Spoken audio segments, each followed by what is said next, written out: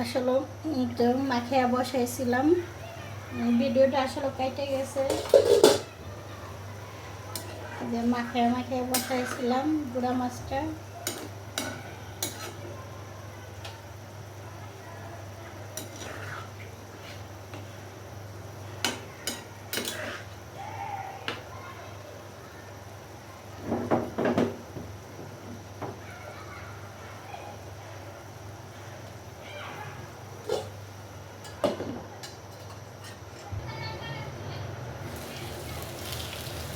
এই তো বন্ধুরা, আমার এই যে মাছটা অনেকটা হয়ে গেছে, কালারফুল হয়ে গেছে, কারণ এটাতে কোনো ঝোল টোল রাখবো না।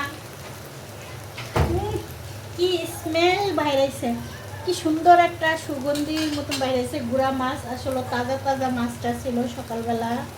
খুবই ভাল লাগছে মাছটা দেখে। অনেকটা মানে একটু গ্রান, তার ভিতরে ধুনার একটা গ্রান আলাদা, মানে সব কিছু নিয়ে আসলে খুবই একটা দারুণ একটা আর কি গুঁড়া মাছের রেসিপি। আপনারা ভাবতে পারেন এই রমজানের ভিতরে আসলে আল্লাহ দেখতে দেখতে রহমতের মাস, রমজান মাস। আল্লাহর কাছে এবার তো ঠিক মতনে আল্লাহর কাছে ভুল টুল হয়েছে কিনা, কারণ বাচ্চা নিয়ে আমি মেডিকেল ছিলাম। নিজও এবার অসুস্থ হয়েছে, এবার ডিগ্রিও ভালো করে করতে পারি না। আসলে খুবই কষ্ট,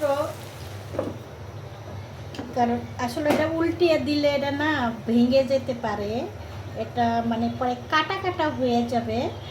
যার কারণে আমি এটা ঢেকে দিলাম। ভাপের ভিতরে গুঁড়া মাছটা আর কি হয়ে যাবে।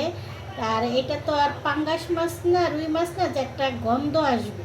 যেহেতু এটা নদীর মাছ, তাই এটা খেতেও অনেকটা টেস্টি লাগবে। আর যেহেতু সারাদিন রোজা রাখে, যদি ইফতারের পরে এমনিতেই তো অনেকজন ভাত খেতে পারে না, যার কারণে এটা একটু যেটুকুই খেতে পারে কিন্তু অনেকটা মজা লাগবে। আজকে বেশি একটা কিছু করবো না বন্ধুরা। এটা আমার গুঁড়ো মাছের হয়ে গেছে আসলে, কিন্তু এটা পুরো একবারে এই তো ওয়াও, কি সুন্দর। আসলে এটা আল্লাহ, আমার কি আবার রোজা ধরছে নাকি, গলা দিয়ে শুকিয়ে গেছে। আসলে এটা আমি উল্টে দিলে না, এটা ভাঙে যেতে সম্ভাবনা, ভাঙে যেতে পারে। যাক, এটা নিয়ে বেশি ঝামেলা করব না। তাই বন্ধুরা, যে যেখান থেকে দেখছেন আমার একটু সাবস্ক্রাইব করে দিন, লাইক কমেন্ট শেয়ার করে দেন। আর আমার খাতে যারা একটু দোয়া করবেন, আপনাদের ভালোবাসায় আমার খাতে যা খুব তাড়াতাড়ি সুস্থ হয়ে যাব। কার দোয়া কখন কাজে লাগে কেউ বলতে পারে না।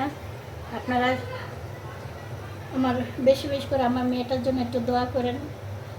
আল্লাহ হাফেজ।